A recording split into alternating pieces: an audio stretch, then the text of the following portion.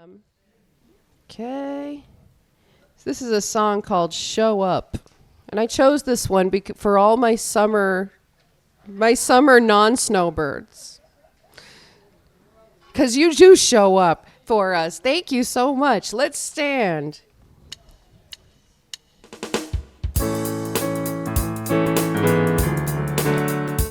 Loud. Show up.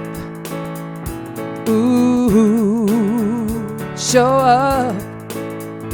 Ooh, I want to show up as love.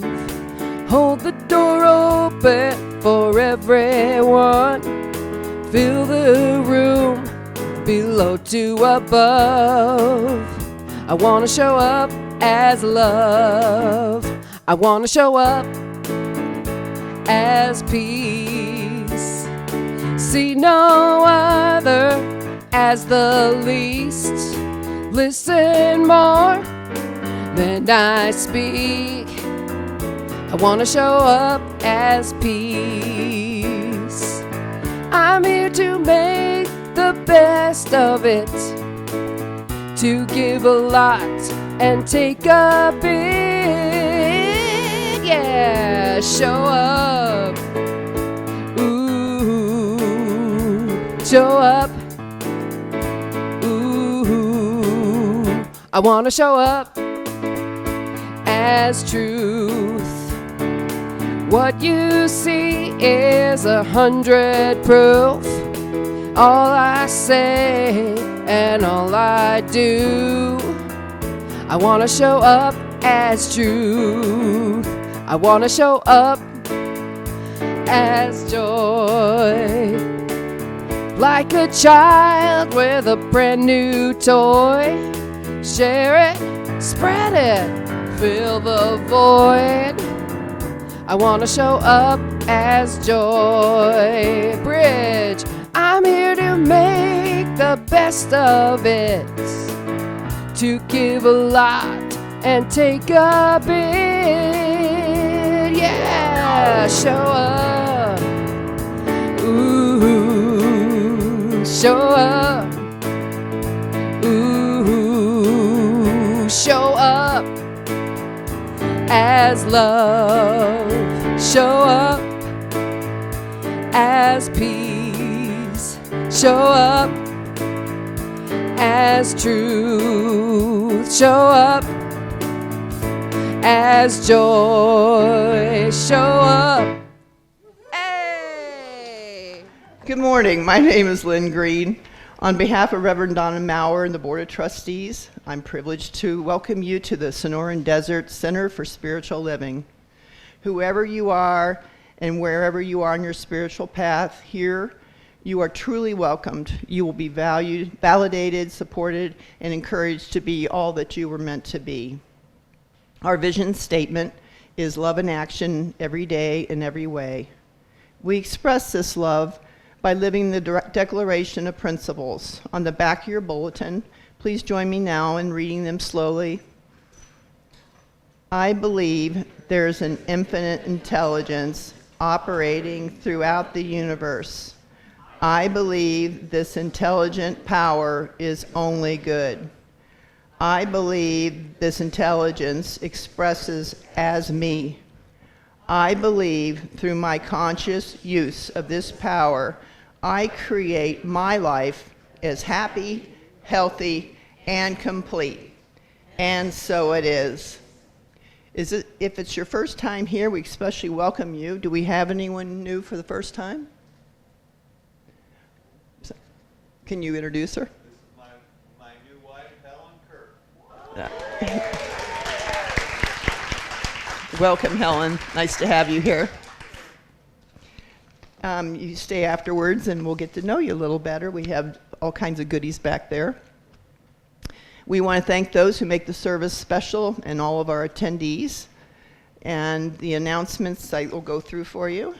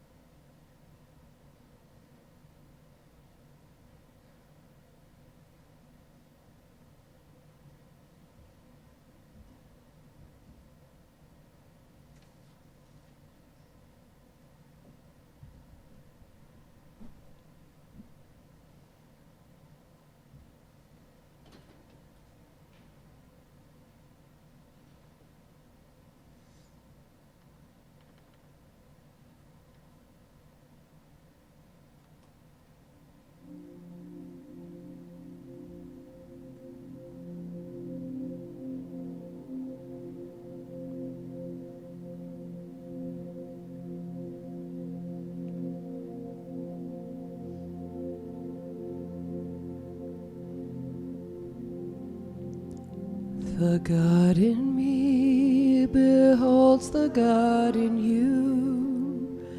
It is all for our greatest and highest good.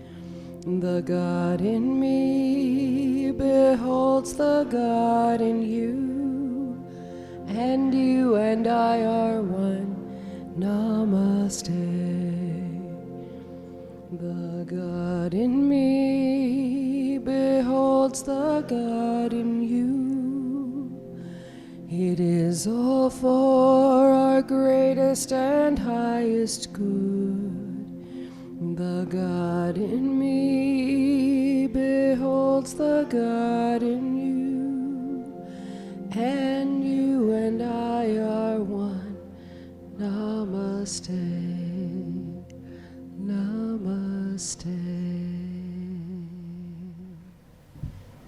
Good morning.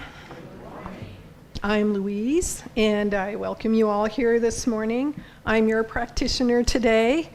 As practitioners, we pray for you and with you using affirmative prayer.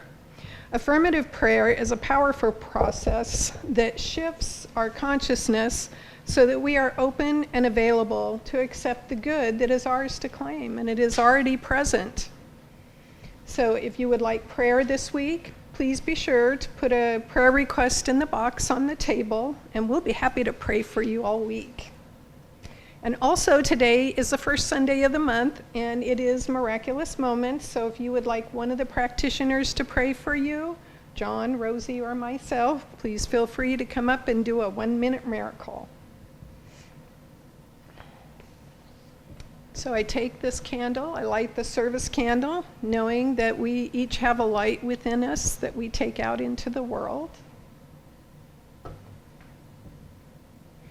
So just take a moment to center yourself, to be open and receptive to all the universe has to offer. Just knowing that God is all there is, that one power, one presence, one mind. God is the creator and the creation. God is all good and all love. And I am one with that good and that love. I am a co-creator, a unique individualization of the divine, perfect, whole, and complete. And just as I am one with this God, so too is each and every person here, perfect, whole, and complete. I declare that each person present today is awake, alert, and open to the flow of spirit in their lives. I know that we are each divinely guided, directed, led, and protected through divine right action to our highest good. I know that this service is unfolding perfectly and that it is divinely and lovingly blessed, and I am grateful for Reverend Donna's words that teach and inspire us today. I know that we each accept this service as good and very good, and we anchor this by saying, so it is. So my reading is actually from the June Science of Mind magazine. I spent a lot of time yesterday reading books, etc., going, what am I going to read? And I opened this up and went, here it is. You know, it just pops into my hands when I need it. So this is about dismantling guilt. Guilt is an emotion that plagues most of us at times until it doesn't any longer. It arises when we say no to a child, a partner, a friend, or a colleague. It accompanies the sense of letting down someone we care about. It is experienced when we put self-care before the needs of others, when we feel we are inadequately available to show up for a person or a situation. If we use the compassion of the divine feminine, we're able to understand subtler layers that give rise to the feeling, and healing is possible. Guilt occurs when there is a sense of not being enough. One might say, I feel so guilty for letting so-and-so down. Underneath this, there is discomfort within on the apparent level that is due to hurting or letting down what is external to us. Deeper layers of truth are revealed if we examine this more closely. If the narrative that suggests that I've hurt or let down another is suspended and awareness is brought back to the present moment, there is more unfolding than warrants curiosity. One truth that percolates from the depths is we are not responsible for the feelings that arise for another. If we censored ourselves to ensure another's feelings remained pleasant, we'd be censoring our true nature, the life force energy that is our birthright. We have a right to expression. The physical feeling that arises with the notion of not being enough and therefore inadequately meeting the needs of what is external to us is a potent invitation. The discomfort is often a sick feeling or contraction arising within the chest, the heart, the solar plexus, or the belly. Instead of perpetuating generations-old patterning of action stemming from avoidance of the "I am not enough" feeling, just pause, breathe into it, buy yourself space and say, "I'm going to have to get back to you on that." Taking time to investigate our truth is honoring who we are. Life is too short to please others at the expense of ourselves. Move with compassion for others and yourself. And I think compassion really is the key word here. It's moving with compassion. In the words of Hafiz, even after all this time, the sun never says to the earth, "You owe me." Look what happens with a love like that. It lights the whole sky. Namaste.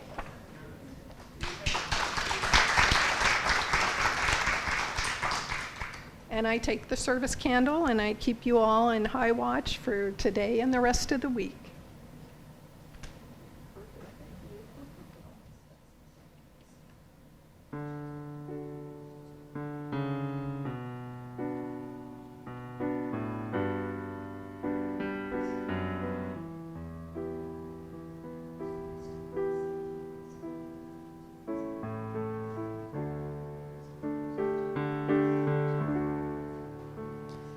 I'm dropping down to the truth of who I am. I am dropping down, surrendering in love. Isn't that a lovely little motive? Thank you to Karen Drucker for this lovely little chant about the truth, being in the truth of who you are. I am dropping down to the truth of who I am. I am dropping down, surrendering in love. If you'd like to join me, you can. I am dropping down to the truth of who I am. I am dropping down, surrendering in love. Ah, so lovely. Just drop down into that solar plexus chakra that Louise just talked about. How perfect is this? This perfect day. The perfect song falls into my lap after the perfect article falls into Louise's. I am dropping down to the truth of who I am.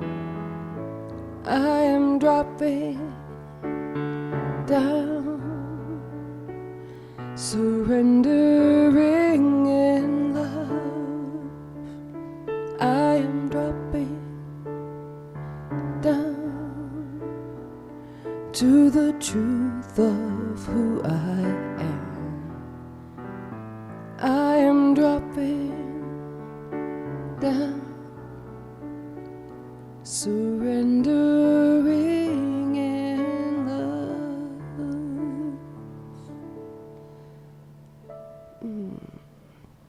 Thank you for dropping into that truth with me today. Namaste.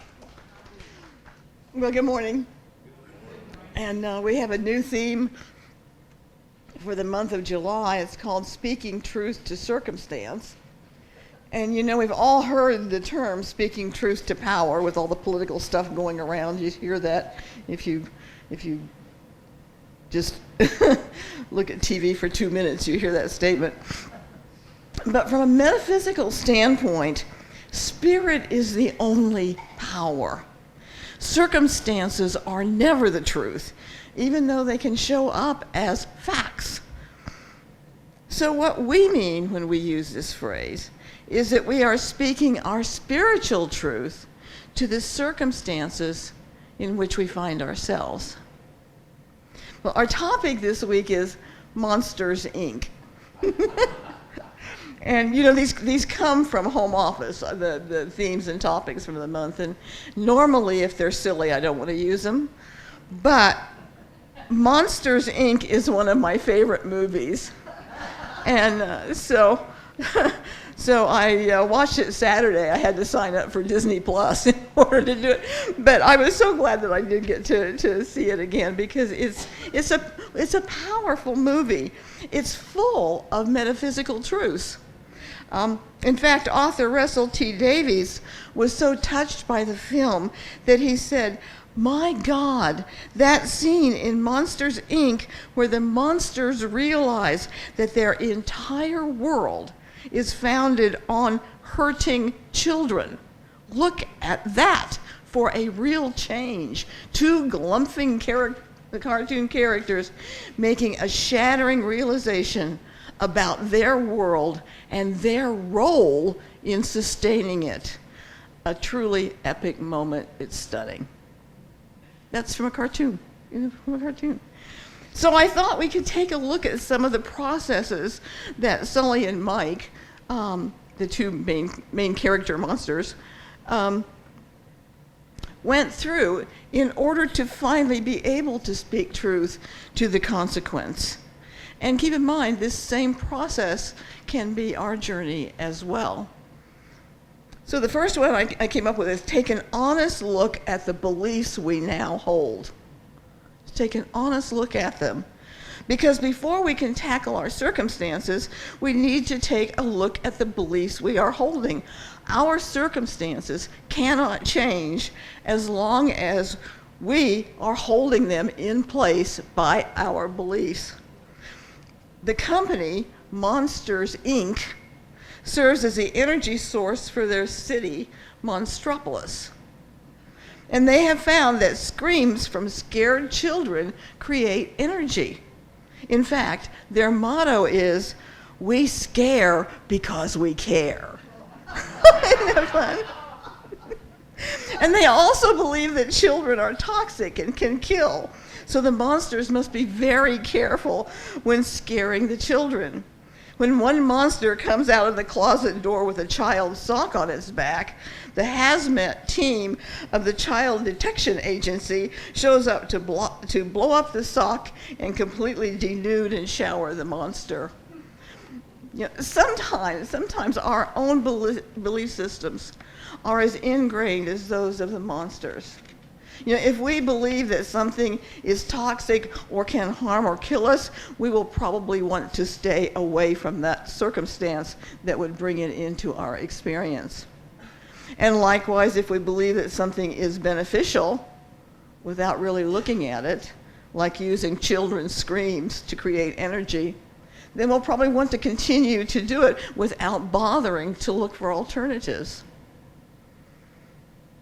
Deepak Chopra writes, "Most of us have become bundles of conditioned reflexes that are constantly being triggered by people and circumstances into predictable outcomes of behavior." The second one is question our beliefs and our reactions. So it's one thing to take a look at the beliefs, and now we're going to question them. You know, when a little girl follows Sully out of the closet, he has the same reaction as all the other monsters. He is scared. He doesn't know what to do, so he captures her in a bag and takes her to his friend Mike, who is having dinner in a sushi bar with his girlfriend. Mike is as frightened as Sully, and when they discover the girl has escaped from the box, they find her and capture her in a takeout box. Well, Sully takes the girl home, and as he begins to interact with her, he begins to question the things he has been led to believe all his life. As he watches this tiny, exhausted creature fall asleep in his big bed, she doesn't seem dangerous at all. And he says to his friend, "You know, Mike, this might sound crazy, but I don't think that kid is dangerous." Mike, always the skeptic, replies, "Really? Well, in that case, let's keep it. I always wanted a pet that could kill me." But when Sully no longer thinks of the little girl as toxic, he is open to a new relationship of joy and love. When you and I no longer hold on to a belief of fear, danger, pending harm, resentment, or distrust, we are open to another spectrum of love, light, harmony, peace, and joy. So we are beginning the process of speaking truth to circumstance. He's no longer on the planet, but Reverend Richard Windsor was a good friend of mine. He was my roommate. He and his partner were my roommates in Florida for a while. And one of his favorite sayings was, "All the Christ needs is a crack." All the Christ needs is a crack. And to me, that means that once we have the tiniest revelation that tells us what we have believed may no longer serve us, that tiny crack begins the process that leads to a change in our circumstances. Marianne Williamson, in her book, A Return to Love, tells about men dealing with AIDS. And they were encouraged to dialogue with their disease in order to have a better understanding of it and to see it in new ways. She says, "The physician seeks to understand the chemical alphabet through which illness speaks. The metaphysician seeks to understand what the illness is trying to say." And this is one of the letters from the workshop from a young man named Andrew. "Dear AIDS, I hate the uncertainty, but I feel thankful for the kick in the butt this was in my life and to those around me. You made me find the strength I always had and made me see the love those around me could show. You made us all learn to appreciate every day and the strength I was capable of. I know I keep saying strength, but it's true. AIDS gave me strength. This is because when you find that your biggest fear in life comes true and you can still move on, fear no longer has any strength. Thank you for helping me to stop beating up on myself and hating what I wasn't and making me love what I am." So like Sully, when this young man began questioning his beliefs and reactions, he was able to transform his fear to strength, and he was able to love himself. He may not have cured his AIDS, but he healed his consciousness and his heart. And this is the cosmic crack that Richard was talking about. It performs miracles, and it will perform them for us when we question our beliefs and our reactions. And that brings us to a wonderful quote by Stephen Covey. "I am not a product of my circumstances. I am a product of my decisions." Ooh. And that's our third revelation. When Sully and Mike no longer fear the girl but try to protect her, they make decisions that are love-based. And from that love, circumstances do change. Mike and Sully became aware that the company was failing. And then they found out that the top leaders were using some very unsavory practices. They were kidnapping children and using a device called a scream extractor on them. But Sully and Mike were able to expose the responsible parties and bring them to justice. And because of Sully, the company does not fail. He remembered how the energy level in their home skyrocketed when little Boo laughed. Using that information, the monsters in the closets became comedians and made the children laugh, creating 10 times the energy of fear. Changing the circumstances from scaring children to making them laugh not only saved the company, but it flourished. And the monsters were changed as they put their effort into laughter rather than fear. Hebrews chapter 11 says, "Now faith is the substance of things hoped for, the evidence of things not seen. Through faith we understand that the worlds were framed by the word of God, so that things which are seen were not made of things which do appear." After we've discovered what our beliefs are and when we begin to question them, then we make those decisions that change the circumstances. And we will have learned to trust the universe, because that is the real power from which we get our strength and our capacity to change circumstance. So, the monsters have taught us to take an honest look at the beliefs we hold, to question our beliefs and reactions, to realize that we're not product of our circumstances, we are products of our decisions, and to learn to have faith in and trust the universe, the real source of power. And there's a couple of other lessons from the monsters that don't fit into a category, but I want to touch on them because, like I say, this movie is filled with metaphysical ideas. When Sully begins to think of the little girl as no longer dangerous, he names her Boo. When Mike, who still isn't convinced, hears that, he is furious. He tells Sully, "You should never give her a name. When you name something, you become attached to it." So that attachment can be harmful or it can be beneficial. A harmful attachment is claiming a circumstance like a disease as ours. My high blood pressure, my bad back, my cancer. We may be experiencing these circumstances, but they are not the spiritual truth of who we are. I have what I consider a beneficial attachment to my cat. I love her with all my heart, and she returns that love with hugs, which are head bumps, and kisses, and she licks me on my hands and wrists. But she's an old cat. She's on some kidney medications. And I know sad times will come with this kind of attachment. But I also know the joy and love that I feel now will far outweigh the sadness when she is no longer around. So I think this idea, when you name something, you become attached to it, is something that we as metaphysicians should truly consider, keeping kind of the foremost thought in our mind. Am I owning something that I do not want? Am I putting so much attention on my circumstance that I am creating more of the same? So I think Mike is on to something.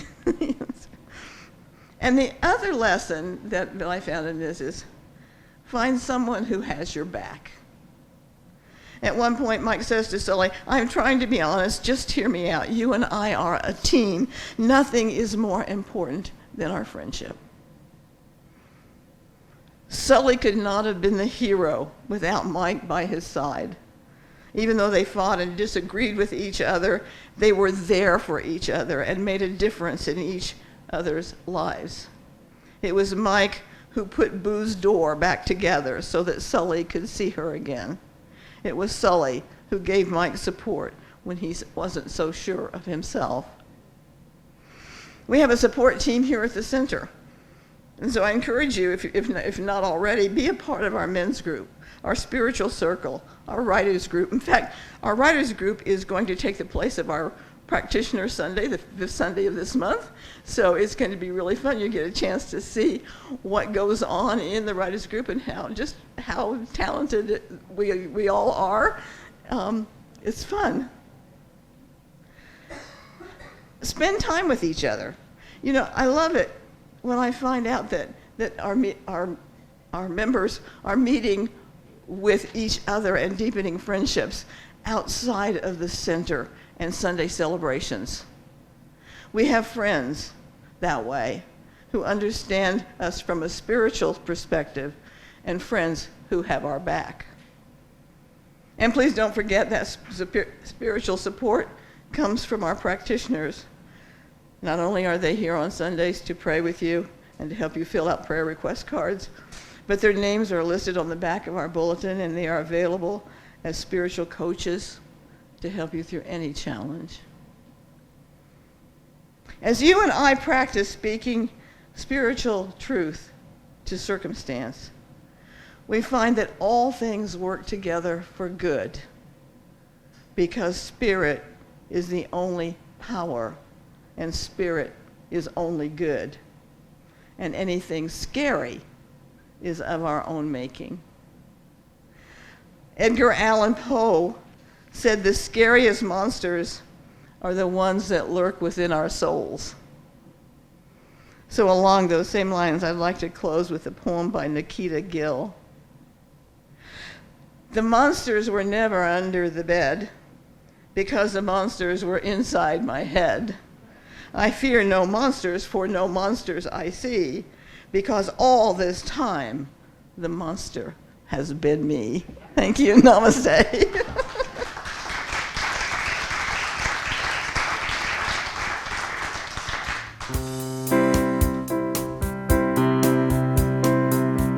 Goes like this. If you want it, it can happen when you get out of the way. If you ask for it, it is given when you get out of the way. If you dream it, it can happen when you get out of the way. If you believe it, doors will open when you get out of the way. And it will come to you, and it will come to you, it will come to you. Yes, dreams do come true. When you think it, when you feel it, when you get out of the way. When you ask for it, when you believe it, when you get out of the way. And it will come to you, and it will come to you, and it will come to you. Yes, dreams do come true. If you want it, it can happen. Just get out of the way. If you believe it, doors will open when you get out of the way. And it will come to you, and it will come to you, and it will come to you. Yes, dreams do come true. Yes, dreams do come true. Yes, dreams do come true. Perfect. Great. Thank you, Susan, for introducing me to Francine. Okay. So it's time for our offering. Chance to put that law of circulation in process. So why don't you join me with our offering affirmation on the left side of our bulletin. My gift goes forth to heal, prosper, and bless all that it touches. It is evidence of my conviction that God is the source and substance of my supply. I share generously of my good, knowing that it returns to me multiplied abundantly, and so it is.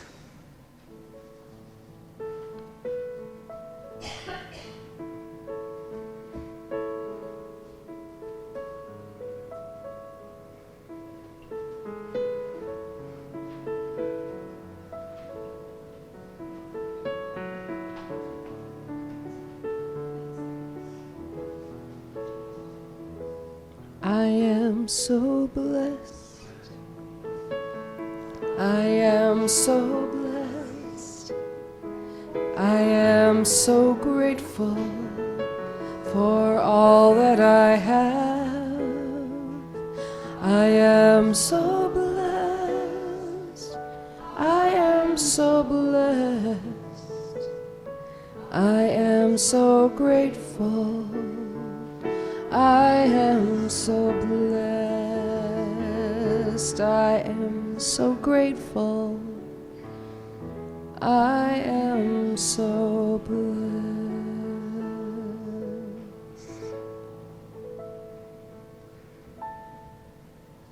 Thank you, ma'am. Okay.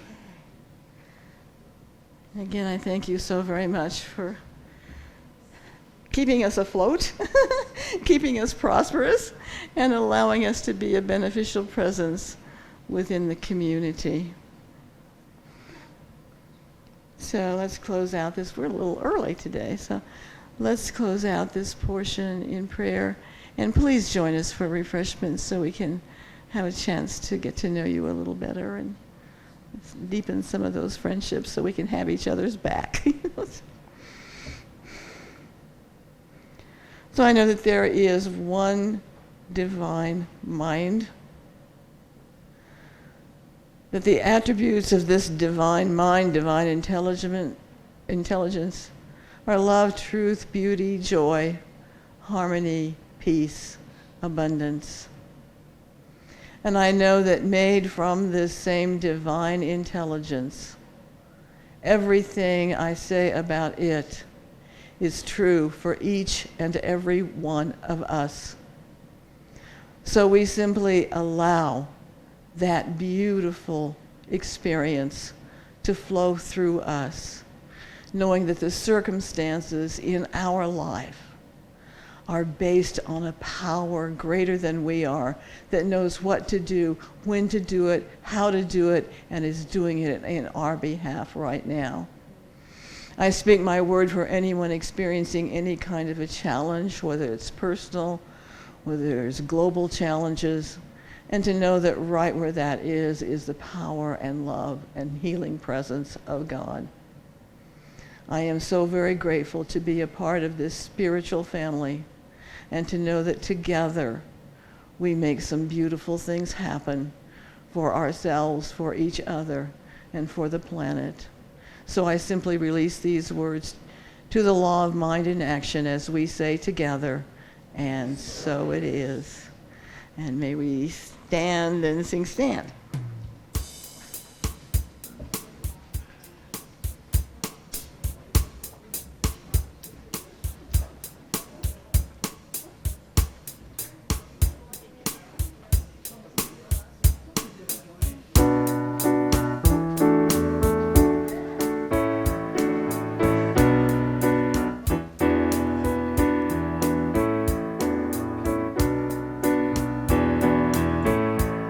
So let there be peace.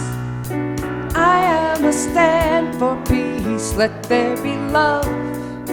I am a stand for love. Let there be joy. I am a stand for joy. We are living a new world now. So let there be peace.